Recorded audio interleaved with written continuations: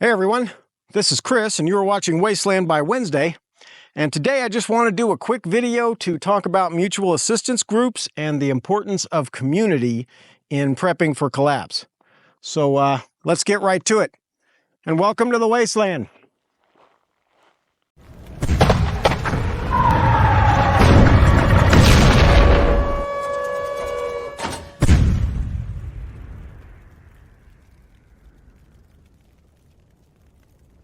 Hey guys, today I just wanted to do a quick little talk about mutual assistance groups, all right? Now I know for most traditional preppers that means, well, it means a few different things, but usually it's a group of friends that will help you out in your time of need. These are the people that you train with, plan with, and prepare with. And you're also available to help each other in times of need when stuff goes wrong, because stuff does go wrong. When it comes to traditional preppers, usually these are people in your community or around your city and town, whatever, friends, family, all that sorts of stuff. So when it comes to these mutual assistance groups or MAGs, probably one of the most important things that people don't consider is it's a little bit different for collapse preppers than it is for regular preppers, traditional preppers. Take me, for instance. My little group is a small community of 15 people. Now, we don't just help each other out in times of need and all that. We actually combined resources for the purpose of making a group plan for the collapse of civilization. And we have gone a little bit further down the mutual assistance path than most do. When it comes to our group, we have basically combined resources and assets and everything else so that when one of us needs something that the other has, it's already there. You know, I don't want to say communal property because that sounds, well, I just don't want to, it's not a commune, okay?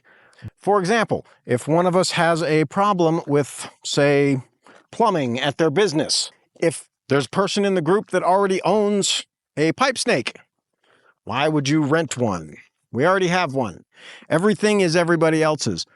Now, in the case of my group, this goes a little bit more extreme. We combined under an LLC to enable us to basically, how should I say it? To enable us to work together more efficiently. And maybe that sounds extreme to a lot of people, but then this is the channel for the extreme when it comes to prepping. Now, today I am just doing some of my customary desert exploring out here. This is a site that I've been to quite a bit, Vanderbilt, California, near Gold Dome Mill. Now, the reason I wanted to make this video today is because I actually had a problem with my Jeep Cherokee, which I'm sure you've seen in previous videos. Now, it had to go into the shop and have some work done. It's going to be there for about a week. Now, often people will have, you know, rental coverage or whatever for their insurance, but that's something extra you have to pay for. If you don't have that, well, then you're kind of SOL on a vehicle unless you have a second one. Now, I also have a Hyundai Sonata that I use for getting around town, but as you can see around me, Hyundai Sonata is not actually going to do very well out here. So, because I am part of this group, this collective, someone else uses my Sonata because I don't need the Sonata today. Today, I needed something different. And so there it is. Someone else in the group has a Gladiator. That means I also have a Gladiator. That's one of the big things about that, is that whatever you need, when you need it, if the group has it, then you have it. Okay, so think about it. A lot of people are always asking, oh, you know, we don't have a whole lot of money to be these collapse preppers and prep for the end of the world and all that. And I get it. I don't have a whole lot of money either, okay? But think about 15 people that don't have a lot of money, okay? None of us are rich. Some of us, a couple of us, are even disabled and unemployed, okay? But that's not the point. There's 15 of us. There's 15 incomes. Whether they're small incomes, big incomes, whatever, it doesn't matter. There's 15 of us. All 15 of those incomes are working together towards the same goal, all right? That goal is, as we've talked about, preparing for the collapse of civilization. There's no need to work towards anything else. So, when you think about it like that, we have a combined buying power of a person making about $500,000 a year. Okay, now we can do something. That's the kind of money that gets things done. Now, of course, I get that everybody can't do that, but even two people, you have a friend, a good friend, one you grew up with, all right? You two come together, join, and combine forces, okay? You're taking on the world after collapse, and you need to be ready for it. There is a lot more that two people can do than one person can do, or even two people separately. That's the thing, is that it's not just a doubling of resources and capacity. It is more like quadrupling it when you add two people together. Okay, because it allows you to choose a lot of different stuff that you might not have been able to do as a solo person. I don't really have to go too much into the benefits of that. It should be kind of obvious.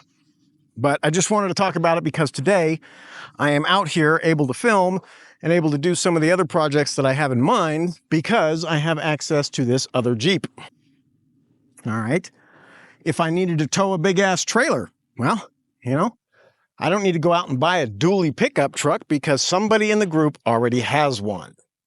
Do I need a big property I can store an RV at? Maybe someone in the group already has one. And because they have it, I have it. That's the importance of groups. We're talking about the end of civilization forever, okay? So anything that you don't know how to do is not going to get done unless you have other people that know how to do it. And you can't know everything. Maybe you know first aid, but are you a trauma nurse? Maybe you know how to garden a little bit, but are you actually a farmer? Maybe you can change your spark plugs and your oil and whatnot on your car, but are you a mechanic? Because if not, you're going to have problems. Coming up here on another one of the mine area entrances.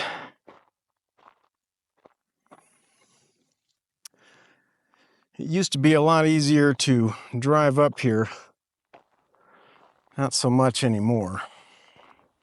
Well, this is a good size cave. And again, all this stuff is good hard rock mining that they've done up here. Take a quick peek down in there.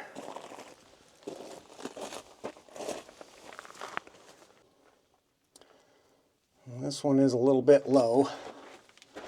You can see these old boards.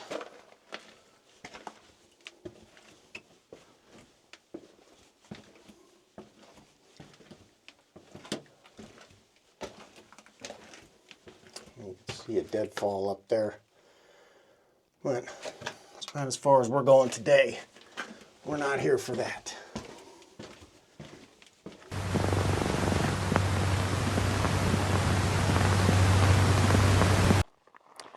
You also have to take a little bit of a longer view and think about down the road a little ways. How are things going to function once there's no more civilization? When there's no more doctors, no more dentists, no more grocery stores to get your food at, no more Google to ask questions of. What are you going to do then? You need to surround yourself with people that are going to have your back. There's a lot of ideas out there that some people have that they're going to be this lone wolf prepper and just head out into the wilderness and survive on their own because they are badass. And they might be badass. I know quite a few badass people. The ex-Marine in our little group is about as badass as hell, and hopefully he doesn't watch this video because, as he's told me, there's no such thing as an ex-Marine. So the Marine in our group is badass. However, just like all Marines, he knows how to be part of a team, part of a community. I don't care how badass you are or how well you can do anything, you're going to need other people when the shit hits the fan. That's not to say that you shouldn't know as much as you can by yourself, especially when it comes to survival, general bushcrafting, and any other skills you want to get established before civilization collapses and you don't have access to those skills anymore. I don't know if you can see behind me. Pretty good elevation though.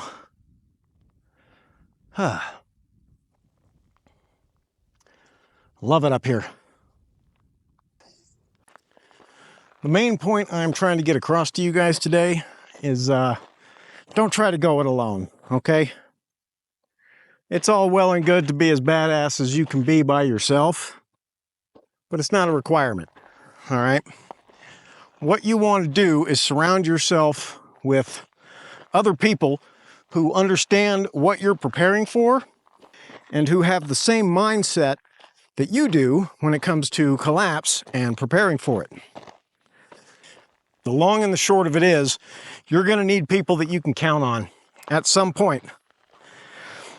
And it's better if everyone is working together towards the same goal, if everyone's on the same page. It's like we've arrived here towards the top for the main display of some of the Vanderbilt mining operations. Flop this around so y'all can get a little bit of a look at this mining valley.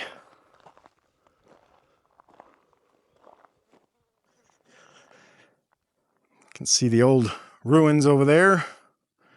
More mines. Those look like they've been sealed.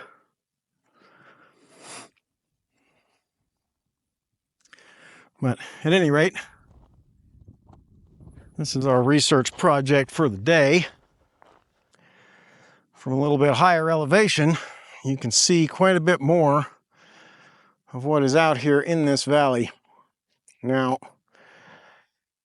in the future, we'll be talking about things like defense in depth and using resources that are already in place to help you out after the collapse of civilization.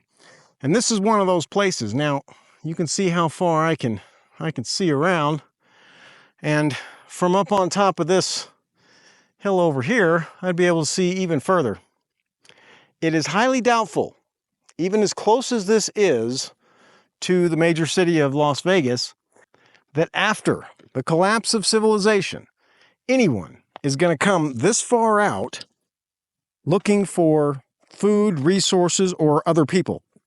Most people figure that this is just a big, wide, old, empty desert. And for the most part, they're right. But it's more than that, as you can see.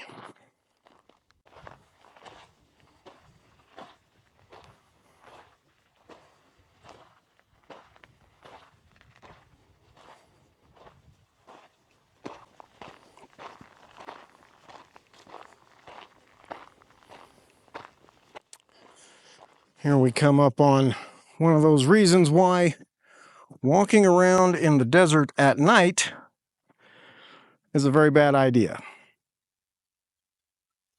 That goes, God only knows how far down.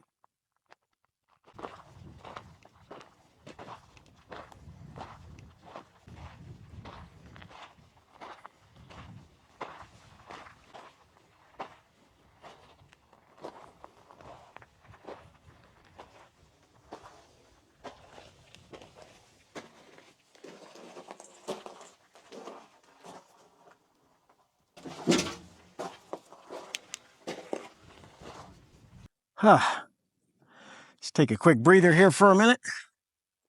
The desert is full of relics of the Old West. Most of these relics can be used in the future for a variety of purposes, but out here you can be the only person for miles and miles and miles.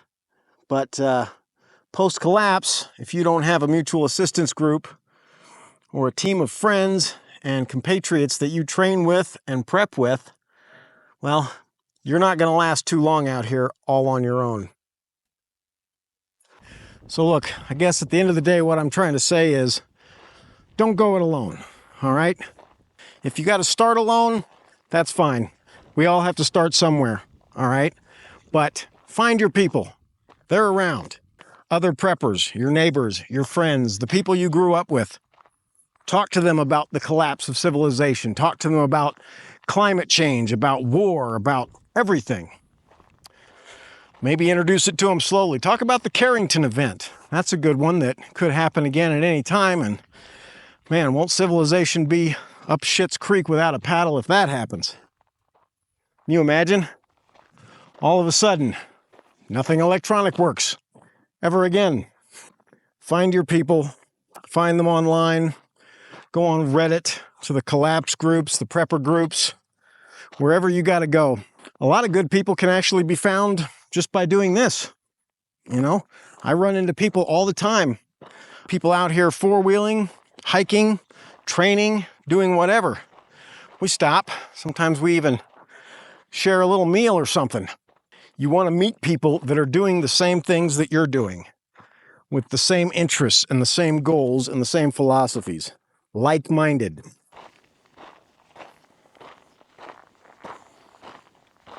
Now, one of the things I'm hoping to do with this channel and with my website in the future is to make it a resource where people can come together and find each other. You know, make it an online community of sorts where we can all share ideas and possibly even come to know one another.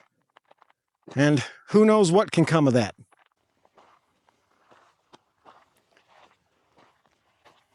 Yep, it is definitely time to be getting off this mountain for the day. See you guys back at the borrowed Jeep in a moment.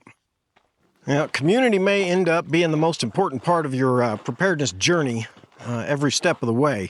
While you may be doing this on your own right now, keep in mind that there are so many others like you out there in the same position as you. Okay, you're not alone, neither in belief nor in the journey itself.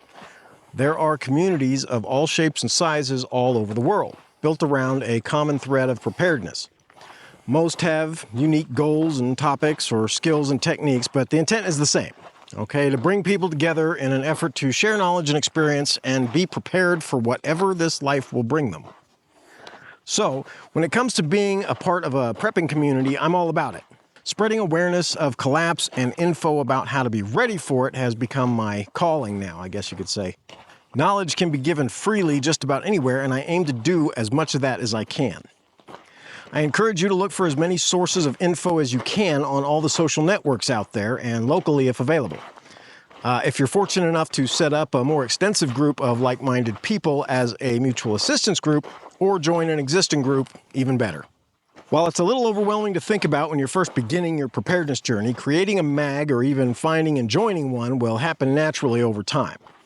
They usually begin with your immediate family and then slowly branch out to other people close to you. Childhood friends, brothers in arms, business partners, all that. From my own years of experience, not just with my mags, but with team-oriented operations in general, there are a few factors that will be key for creating a lasting mag, or any team for that matter. While these factors are a bit different, they are all part of the same general concept, which is unit cohesion. The first factor is acceptance. All right, we're all different in all kinds of ways, okay? Culturally, politically, religiously, whatever.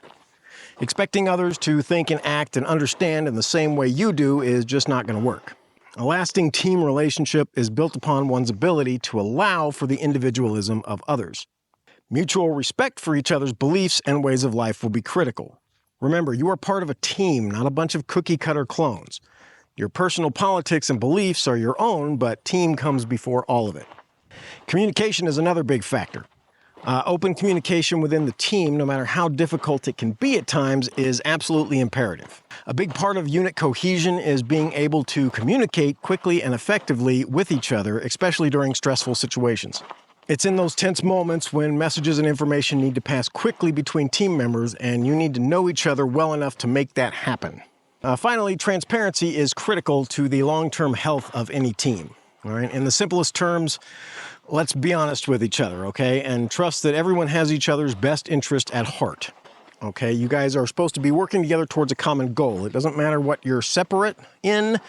The goal, the mission objective, takes precedence over everything. There's no place for secrets in a unit, and though nobody is perfect, a collective knowledge of those in your community will carry you through the worst situations without fail. You know, there's tons of other things that have to do with team building and everything else, but most of them are easy to achieve within a team. and they will come naturally from working together.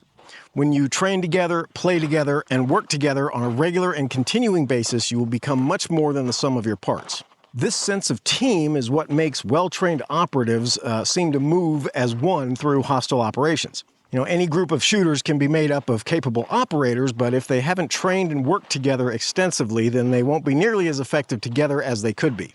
I would take 4 guys who have trained and fought together for years over 2 dozen who don't know the first thing about each other.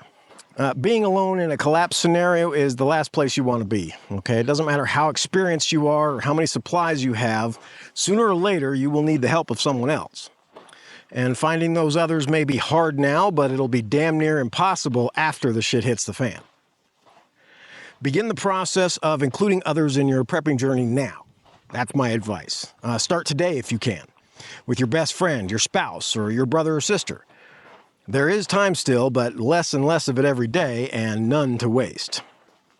Now, I'll go into more detail about mags and such in an article on my blog, which I will link in the description below. For now, the key takeaway from this video should be to try and find your team, to build it up, and to get ready together for whatever comes your way. I hope this video helps a little bit with that process. This is my domain, people, and I wouldn't trade it for anything. Why would I want to be in the middle of the city when I could be out here, all by my lonesome, with no other humans for miles and miles and miles around? And if I get bored, well, the gates of hell are never too far away. Welcome to the wasteland, guys.